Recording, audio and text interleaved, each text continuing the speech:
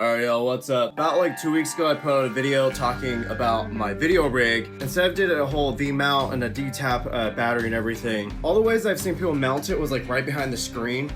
And I use the touchscreen a lot while I'm filming on the XT3. And so I thought I would just go for one of the Anker batteries, and I can also get, triple use out of it and charging other gear that I need and everything. Then I had some people asking me how the battery lasts and if it's good enough to use on actual gigs and everything.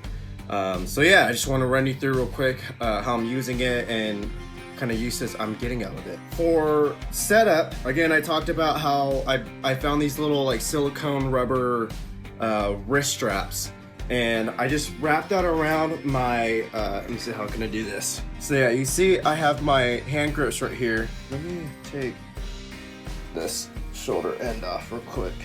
All right, so I got that off. There we go. All right, so you can see I just have the wrist straps wrapped around my hand grips, and then around there is the battery and the original case that comes with it, like this little fabric case.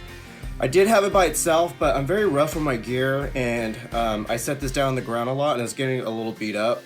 So I decided to just keep this on there. It doesn't look as cool, but whatever. I have a right angle, like little 90-degree thing to connect my USB-C cable because I was hitting it. So you'll see, I like to move these grips up a lot and put it on the ground like that, and it kind of protects the battery. But you can see it has perfect clearance when you do it that way. About like a pack of 2 or 3 of USB-C cables, just in case, because when you're on shoots, cables go out in the middle of like a shot and everything. So always make sure you have 2 or 3 extra cables in your whole setup, just in case. So yeah, my usage out of it. You'll see on top, let me take it out and you'll see how beat up it is. Let me set down the rig. You'll see right now, mine's pretty beat up already. I've only had it for like 2 months now, and yeah, that was enough for it to get beat up. So yeah, I don't know if you can see, but there's these little LED lights, and that's how you check your battery. So I like to use this pretty much on anything video wise. First time I used it was with my client Mona Bond. If you're into vegan stuff, check her out. But yeah, so I use it on there, and our shoots usually go for like 3 to 5 hours. And so I used it, I think, on a 3-hour video shoot with her, and then I took it for a whole, the next day after I had to shoot a music video out in Joshua Tree. She used it that whole day, and then we had a half day after that, and I used it all of then. And then a week later, I used it with Mona again, back in LA for another 3-hour shoot, and I still had 3 of these LED lights left. So I'm guessing that's like 20-30% of the battery was still left. So that's a lot of shooting. That's pretty much, I don't know, 3 whole days of video. I don't shoot 4K though, so that's one thing. After this video, I'm gonna post a rant about 4K too, so get ready for that. But yeah, it's a rant. Yeah, you'll see.